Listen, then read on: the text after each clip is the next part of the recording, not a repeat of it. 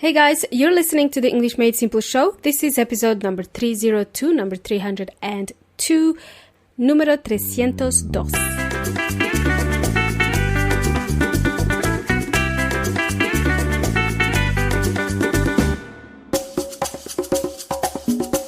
Welcome amigos y amigas, welcome back. This is your host Milena speaking. You're tuning in to the English Made Simple show. You can learn more about the EMS show and what it is all about when you visit englishmadesimple.net. If you want to listen to the podcast straight from the website, simply type in englishmadesimple.net/podcast and you will be taken right to the podcast player. And while you're there, you can also do something else. You can find a huge repertoire of the EMS episodes, as well as useful resources to help you accelerate your English learning. Thanks everybody for joining me today.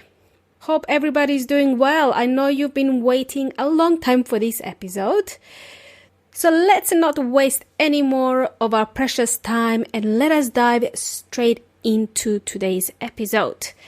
As promised in my previous episode, today I'm going to explain what the following phrases mean and how you can use them at your workplace. So the three phrases, just as a reminder, what you're going to learn today are paid off, hands-on, and conscious of your time. That's a long phrase to remember. Rightio, let's begin with phrase number 1, paid off. This is a phrasal verb of pay. To pay for something. In Spanish, that's pagar. To pay for something, right? And there are two words, paid off, O-F-F. Paid off means you've succeeded in something where you've invested a lot of your time, maybe your money, or just sweat and tears. You've worked hard on something, invested a lot of effort, and now you've gotten rewarded and you're enjoying yourself, okay? So it all paid off. All this hard work paid off. Let me share with you 3 examples, okay? So example number 1. I'm so glad I invested in that stock. It really paid off. So that example number 1 was more relevant to people who like to invest money. Okay. Example number 2. I was hesitant to spend money on a new marketing campaign, but it really paid off when we saw a significant increase in sales. So if you're in a marketing department, you have a budget, you have money to spend on certain campaigns, and then the result of that, hopefully, is more sales, more products and services being sold. So in this context, paid off means that the investment, the money spent on the marketing campaign has resulted in a positive outcome. For example, an increase in sales.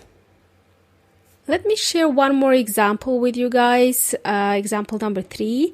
I put in extra hours at work every week for 6 months, and finally all my hard work paid off with a promotion. Basically, paid off means to receive a reward or benefit for your efforts. Does it all make sense, amigos y amigas? Okie dokie, let's move on to the next phrase. Phrase number 2, hands-on. What does it mean when we describe somebody as being hands-on? I don't mean handsy, okay? When someone's handsy, they like to touch things, and that can be rude, okay? So we don't want to get confused here. I'm not saying handsy, I'm saying hands-on. We don't want people to be handsy. You may be sued for sexual harassment at work if that happens, okay? What I mean to say is hands-on. The best way to explain this phrase is being practical, okay? When it comes to learning a new skill, you can have something called hands-on learning as well. And this would mean that whatever you're learning is immersive. You're completely immersed in whatever you're learning, providing you with lots of practical experience. Okay, so any course that says that it is a hands-on learning type of course, it means that it involves some sort of practical experience as well. Let's now go straight into the examples. Example number 1, I'm going to share with you for the phrase hands-on. My boss is the most hands-on person I know. He's always in the thick of things and never afraid to get his hands dirty. Okay? Hands-on means to be actively involved and engaged in a task or activity. Example number 2. You can describe yourself as a hands-on learner. So you can say, for example, here, you can say, I am a hands-on learner. I need to physically do things to understand them, like trying to fix a car engine instead of just reading a manual. Easy peasy. So hands-on means to learn by doing rather than just by observing or reading about it, okay? You are learning something by doing, physically doing something. And I'd like to share another example with you. Example number 3, I prefer hands-on learning experiences rather than just reading about a topic. What about you? How do you like to learn? Are you a hands-on type of learner? So this phrase means being actively involved in a task or project rather than just observing or reading about it or delegating. Okay? So that means you are actively involved. Does that make sense, amigos y amigas? Excellent. Now, the last phrase. So the last phrase is a bit long. Conscious of your time. This phrase is made up of 4 words. To be conscious of your time, okay? The first one, conscious, will be hard to spell, actually. So I recommend you get the transcript to this show, to this particular episode, to help you learn how to write this particular word. What's the meaning of the first word, conscious? Conscious of your time, conscious. It can either mean that you're aware of your surroundings. It literally means you're wide awake, you're not asleep. And it can also mean that you have knowledge of something specific. So when someone says, I'm conscious of your time, in other words, I am aware that your time is very important. Let me share some examples with you. So example number 1, as an entrepreneur, it's important to be conscious of your time and prioritize your tasks effectively. As an entrepreneur, it's important to be conscious of your time and prioritize your tasks effectively. As a business owner, it's important to be conscious of your time. Don't waste your time. It's so easy these days to waste time on the internet. All right, example number 2. During the meeting, the team leader reminded us to be conscious of our time and keep the discussion on topic. Okay, so don't get distracted. Time is limited. If you're in a meeting, the team leader has reminded everybody to be conscious of our time and keep the discussion on topic.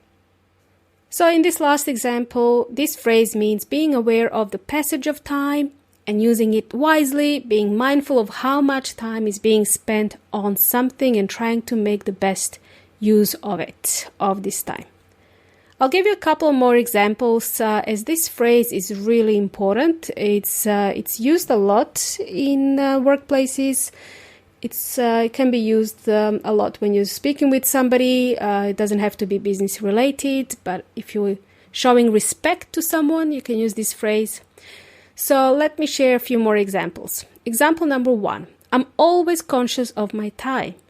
If I'm not being productive, I start to feel like I'm wasting valuable seconds.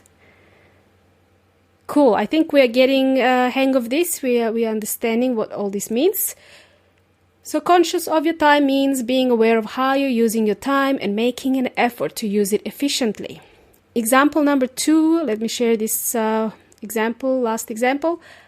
I like to be conscious of my friends' time too. If I'm running late for a meeting, I make sure to text them so they don't waste time waiting for me. So I'm conscious of my friend's time. So you see how we can use this. We can change this phrase to be conscious of my time, conscious of your time, or conscious of your friend's time. So conscious of your time means being considerate of others and how they're using their time as well. Cool bananas. And there we have it, boys and girls. We are approaching the end of the episode. I think this may have been quite a lot to take in, all of these examples in this one episode. If you're still not sure how to use these phrases, I recommend you get the transcripts to the show, as it will be easier for you to learn the phrases. When you're ready, go to englishmadesimple.net/transcripts to download the transcript and support the show. Thank you again for listening and tuning into today's episode. Don't forget to also visit englishmadesimple.net/podcast anytime to continue listening to the rest of the episodes. It's been a pleasure, and I hope you've learned something new today. If something wasn't clear, be sure to send me an email, let me know so I can help you. You've been jamming with Milena from English Made Simple. Until next time, hasta la próxima!